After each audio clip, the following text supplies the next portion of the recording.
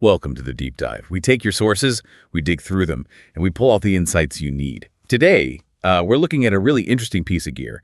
Classic, kind of brilliant, but, well, didn't last long. The BIASS SP1 Spectrum Filter. So our mission here is to really get the story behind the SP1. You know, how this pedal, which looks pretty simple, was actually trying to do something quite new with tone control, like surgical precision, way before graphic EQs were everywhere. It's kind of a story of focus versus maybe flexibility. Oh, absolutely. It's such a foundational piece. And the fact that it's so rare now just adds to the whole, the mystique around it. So the SP1 Spectrum, it came out in 1977, and it launched with some real heavy hitters, pedals you definitely know, the OD1 Overdrive, the PH1 Phaser, and the GE6 Graphic EQ. Wow, okay, so it was part of that first wave of bias compacts. Exactly. But here's the thing, while those others like the OD1 became legends, the SP1, it had a really short production run. We're talking just 77 to 79. Only 2 years. Yeah, pretty quick. And that's a big reason why finding an original one today is, well, difficult and expensive. Functionally, what is it? It's basically an early form of a parametric equalizer, or BIASS called it a spectrum filter. That was their term. Okay, spectrum filter. Let's unpack that. What was actually going on, like, under the hood? Sounds maybe a bit fancy, but you're saying the goal was focus. Right. The sources describe it pretty clearly. It's an analog active bandpass filter, and it's built around op-amp circuitry. Okay, standard stuff for the time. Well, yes and no, because here's a really cool detail, something that connects it right back to BIASS history. Early SP1s used the RC340-3D quad op amp. Now, that might not mean much on its own, but that's the exact same chip they used in the original OD1 Overdrive. No kidding, the same chip as the OD1. The very same. So they weren't just released together, they actually shared some core components, some sonic DNA, right from the get-go in that first batch of compacts. That's fascinating. It shows they weren't skimping on parts, Yeah. even back then. But, okay, sophisticated guts, yet the controls. They look incredibly simple. That seems to be the BIASS philosophy early on, right? Just two knobs. Exactly. Super intuitive. So first, you've got the balance knob.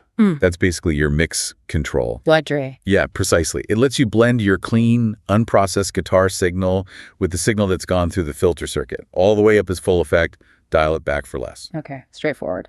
And then the other knob, spectrum. That's where the magic happens, I guess. That's the core of it. That knob sweeps the center frequency of the bandpass filter. It moves that focused peak up and down. And do we know the range it sweeps? We do. The original specs and schematics show it going from about 500 hertz up to around 5 kilohertz. So right in the mid-range, smack dab in the middle. Exactly. Hey. It's not touching your low bass or your super high treble. It's all about surgically targeting those frequencies where, your ear really picks up clarity, attack, that vocal quality. I get the tech side. But thinking back to 77, didn't the GE6 Graphic EQ come out at the same time? That seems like it would be, easier for general tone shaping. 6 sliders versus just this one sweep. Why this specific, maybe limited approach? That's a great question, and the limitation is actually the key point. The SP1 was fundamentally different from a graphic EQ, even the GE6. Its design was, restrictive by nature. It had a fixed Q. Fixed Q meaning the width of the filter boost. Right. The bandwidth, how narrow or wide that peak is, was fixed, set in stone by the circuit. You couldn't adjust it like you can on a modern parametric EQ, make it broader or sharper.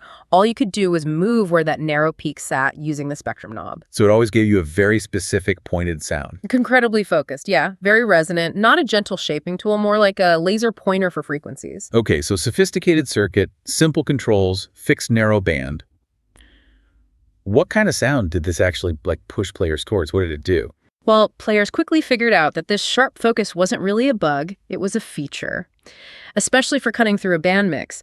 When you boost just that narrow slice of mid-range, you get this really resonant peak that just slices through everything else. The sources mention it being great for highlighting pick attack, making notes really pop. Giving it that almost vocal quality you mentioned. Yeah, that kind of articulation, helping a guitar solo really stand out. So like a secret weapon for lead players. Definitely.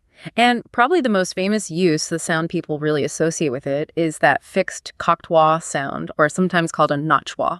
Ah, okay. Like leaving a wah pedal in one spot. Exactly that. A wah pedal creates a resonant peak when you rock it, right?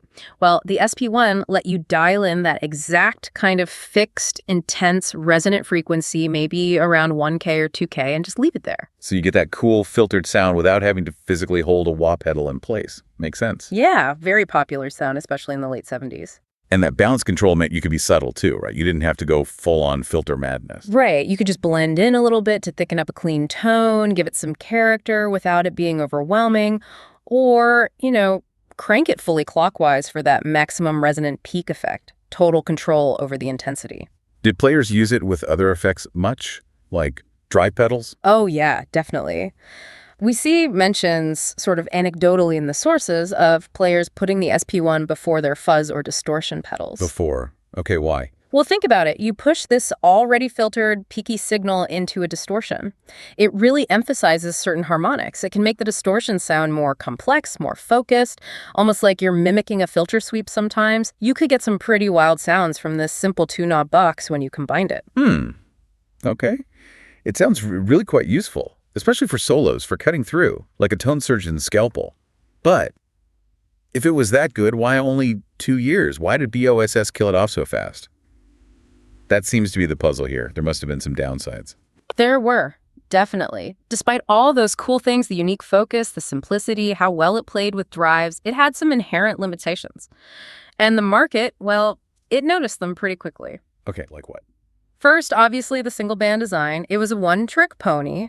A really cool trick, but still just one trick compared to multi-band EQs like the GE6, which were becoming more popular and offered more overall tonal flexibility. Right, less versatile. But the really critical flaw, the thing that was probably the deal breaker and likely led to its demise in '79, no level control. No master volume knob on the pedal itself. Wait, no volume control. How did that work? Badly. Because it's such a resonant bandpass filter boosting a narrow band of frequencies, the actual output volume could change dramatically depending on where you set the spectrum knob. Oh, wow. So you dial in this perfect cutting resonant tone. And suddenly your volume jumps way up, or maybe even dips down significantly compared to your bypass signal. Yikes. So you find the sweet spot for tone, but now your level is all over the place live. Exactly. It made it really unpredictable and hard to manage in a live performance without sticking, say, another volume pedal or a clean boost right after it just to control the level. Ah, okay. That's a pretty major drawback for a gigging musician. Huge drawback. And probably a tough engineering fix for an early compact pedal design trying to keep costs down. It just made it less practical, less reliable than something like the GE6 for everyday use. That totally explains the short lifespan then. And why the originals are such collector's items now rare, because they just didn't make that many before pulling the plug. Yeah, the rarity in that specific sound definitely fuel the high prices today. It has that mystique. So connecting this to the bigger picture, even though it's short-lived and had flaws, did it leave any kind of legacy? Oh, absolutely. Its impact is actually pretty significant despite the short run. The core idea behind the SP1 using a compact pedal for spectral control, that sweepable frequency filter concept, it really did prefigure later.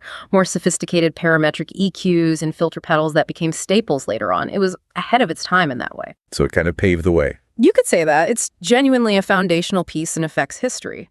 And that specific sound, that fixed Q focused mid-range boost, it's still sought after. You see modern boutique pedal builders creating circuits specifically designed to capture that mid-focus character, essentially trying to recreate the SP1's magic, just, maybe without the volume jump issue. Right, fixing the flaw but keeping the core sound. Exactly. Its sonic signature has definitely inspired designers decades later. Okay, so the key takeaway for you listening is this. The BOSS SP1 Spectrum was, well, unique, a really distinctive pedal. It was this focused, single-band tool that sort of bridged the gap between simple tone knobs and the much more complex EQs that came later. It gave players a new, almost surgical way to find their space in a mix, even if it came with some pretty big practical challenges. And, thinking about its history, its limitations, it really does make you wonder when you have a tool that's stripped down like the SP1 was fixed hue, single band, no volume control, does that forced simplicity, that lack of options sometimes push players towards creating more unique, more defining sounds, more so perhaps than having the almost overwhelming freedom of modern gear with endless parameters? Is restriction sometimes the mother of sonic invention? Something to think about. That is definitely something to chew on for your own tone journey. Thanks for joining us for this deep dive into the BOSS SP1 spectrum filter. We'll catch you next time.